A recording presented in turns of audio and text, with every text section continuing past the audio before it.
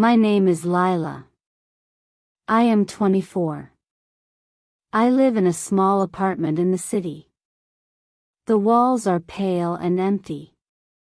The furniture is old, but it is mine. I feel lonely most of the time. My father left me when I was young. My mother died when I was 12. Since then, I have been alone. I work in a small cafe. The days are long.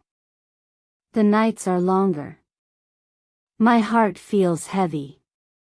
I try to smile, but inside, there is always emptiness. I never expected anything to change.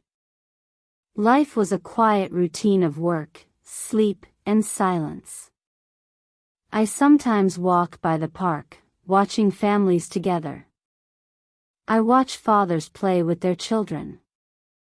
I watch mothers laugh with their sons. I feel a hollow pain. I never had that. One rainy evening, as I left the cafe, a man was standing under the small awning. He looked nervous. His clothes were wet, but he did not move. His eyes were searching.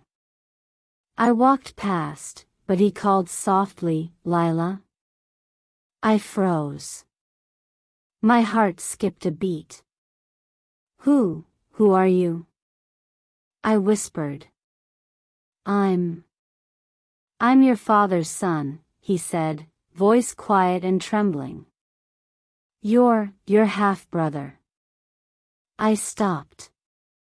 Rain fell on my face. My father had another son? He had never told me. My mind spun. My chest felt tight. I didn't know you existed," I said finally, my voice small. "I know," he said. "I only found out recently. I wanted to meet you." We stood there, under the rain, two strangers connected by the same blood. I felt fear. I felt hope. I felt confusion. The next day, we met at a small cafe. His name was Daniel. He was 28. His eyes were soft. His smile was shy. We talked slowly. He told me stories about our father. About his childhood. About the man we both loved and feared in different ways. At first, the conversations were short. Do you want coffee?" he asked. "Yes," I said, hands shaking. We walked in the park. The leaves were wet. We spoke softly about small things. About the city. About music. About memories of people we lost.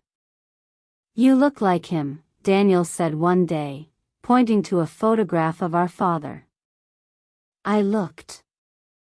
I did. And I hated it. I hated that I could see pieces of him in this stranger. But I also felt a strange warmth. A connection I had never had. We began to meet more often.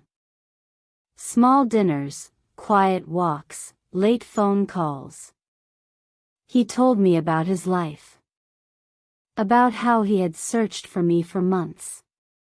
About the nights he cried, wondering if I would ever forgive him, or even want to meet him. I started to trust him. Slowly. Carefully. My heart was cautious. He was gentle. He listened. He did not judge. He did not demand. He simply existed, quietly, like a shadow I could finally hold.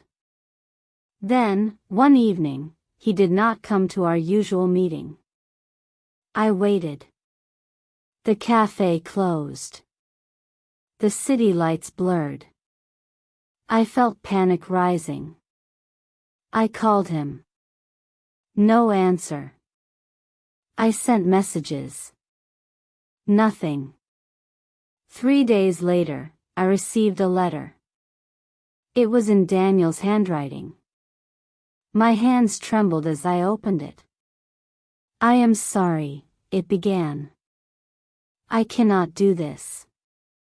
I cannot face the truth. Our father, he is not the man I thought he was. He lied. Everything is complicated.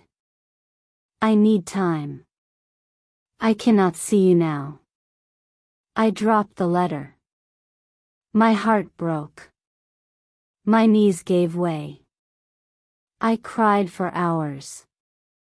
The rain tapped against my window. My apartment felt too big. Too empty. Weeks passed. I stayed inside. I avoided the park. I avoided my phone. I avoided life.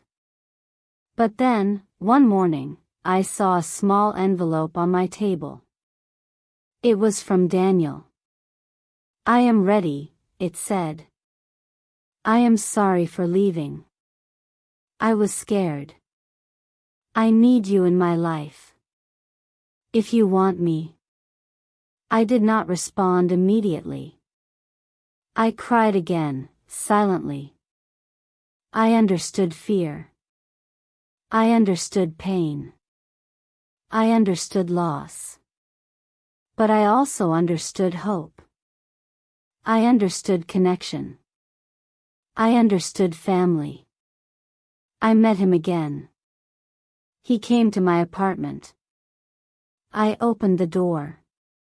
He was wet from the rain, like the first day. But this time, I did not hesitate. I let him in. We sat together in silence at first. I felt his hand touch mine.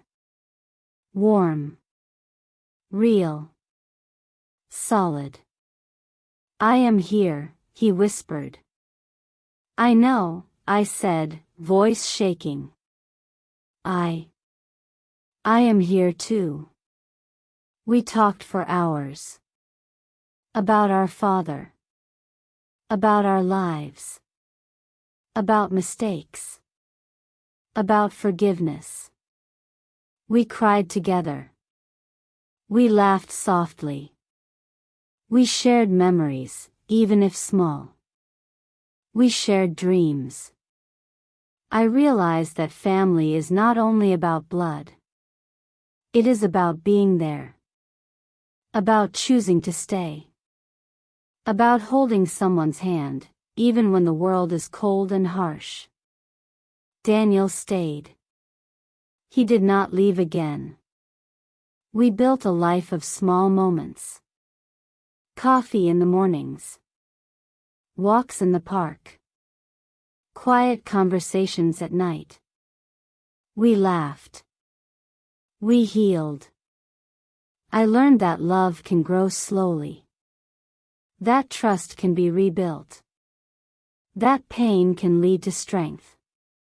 That even when life breaks you, you can choose to open your heart again. Sometimes, I still feel sadness.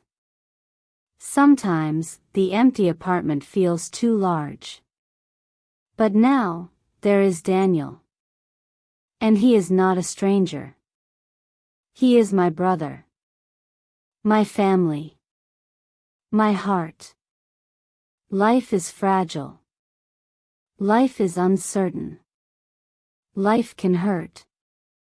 But life can also surprise you. Life can give you someone who understands your pain. Someone who chooses to stay. And in the quiet evenings, when the city sleeps, I look at him and I know, I am not alone anymore. We are not perfect. Our father was not perfect. But we are together. And that is enough.